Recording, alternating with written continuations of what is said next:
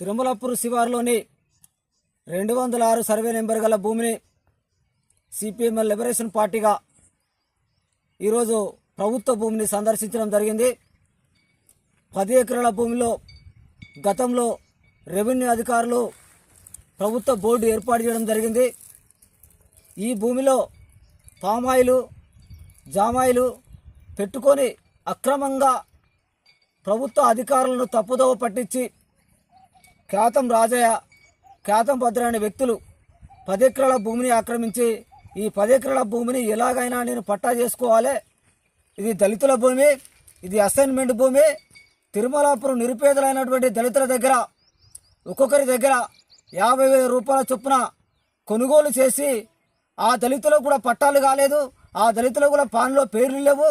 అయినప్పటికీ వాళ్ళు దీన్ని కాస్ట్ చేసుకుంటే వాళ్ళ దగ్గర వాళ్ళ ఆర్థిక పరిస్థితులను ఆసరా చేసుకొని వాళ్ళకు ఒక్కొక్కరికి 50,000 ఇచ్చి కాగితాలు రాసుకొని ఈ అసెంట్ భూమిని కొనుగోలు చేసి ఈ భూమి నాది అంటూ పట్టాలు చేసుకోవడానికి అధికారులను తప్పుదోవ పట్టిస్తూ 10 సంవత్సరాలుగా ఈ భూమి నాది అంటూ జామాయిలు పామాయిలు పెంచుకుంటూ ఆయన అక్రమంగా భూమిని ఆక్రమించుకోవడం జరిగింది.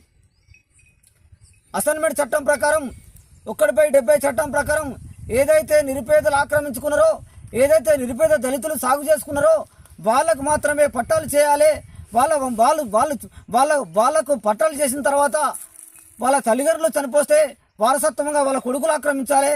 అంతేకాని అసైన్మెంట్ భూమిని కొనడానికి కానీ అమ్మడానికి కానీ వీళ్ళే అని చెప్పేసి ప్రభుత్వం రెవెన్యూ చట్టం ఉన్నది. ఆ చట్టాన్ని కూడా తుంగలో తొక్కి ఈరోజు వాళ్ళ ఇష్టానుసారంగా వేలాది కోట్ల రూపాయల ఆస్తులు, వందలాది ఎకరాల భూమి గల వ్యక్తులు, ఒక ప్రైవేటు వ్యక్తులు ఈ భూమిని అక్రమంగా ఆక్రమించుకొని ఈరోజు దర్జాగా ఈరోజు సాగు చేసిన పరిస్థితి కనబడతా ఉంది. జామాయిల చెట్లలో ఈరోజు చెత్తను సాగు చేసి రెవెన్యూ బోర్డు ఏర్పాటు చేసినా ఈరోజు సాగు చేయడం అనేది అత్యంత దుర్మార్గం అని చెప్పి సందర్భంగా తెలియజేస్తా ఉన్నాం.